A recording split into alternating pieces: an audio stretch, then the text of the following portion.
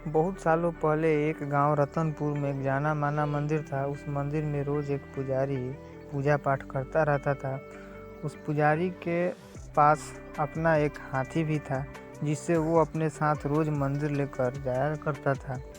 सभी गांव के लोग हाथी को बहुत ही पसंद करते थे।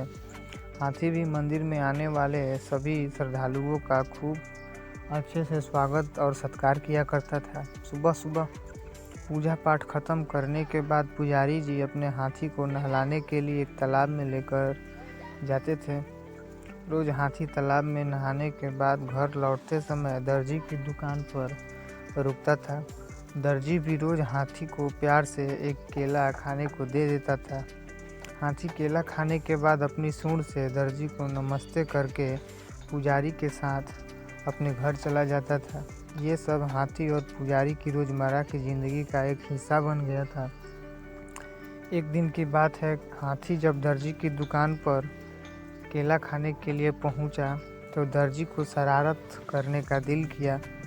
उसने हाथी को केला देने के बाद अपने हाथ में एक छोटी सी सुई रख ली।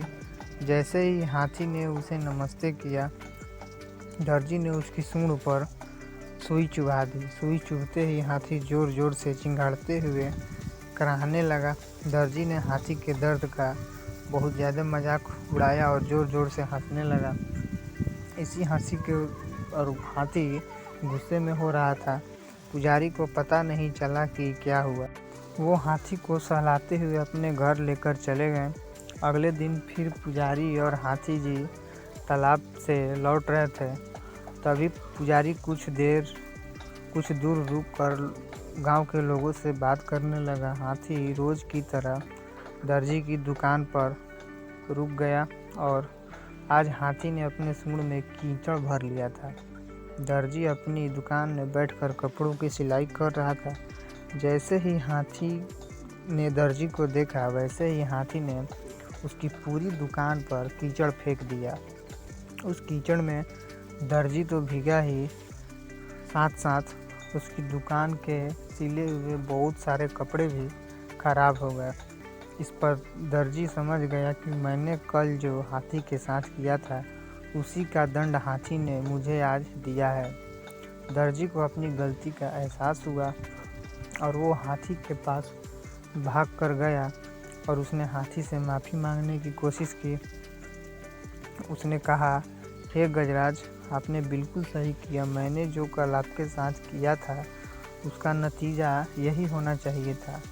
हाथी ने दर्जी की तरफ देखा और अपनी सूंड को हवा में लहराते हुए वहां से चला गया। दर्जी को मन ही मन बहुत इस बात से बुरा लग रहा था कि उसने अपने मजाक मस्ती के चक्कर में एक अच्छा दोस्त हाथी को खो दिया था। उस दिन से दर्जी ने ठान ली कि वो किसी को भी मजाक में कभी भी नुकसान नहीं पहुंचाएगा। हाथी गुस्से में अपने घर चला गया। कहानी से सीख। दर्जी और हाथी की कहानी से यह सीख मिलती है कि किसी के साथ भी बुरा व्यवहार कभी नहीं करना चाहिए, मजाक में भी नहीं करना चाहिए, क्योंकि उसका परिणाम हमको खुद मिल सकता है और हम उसका परिणाम खुद भुगत सकते हैं।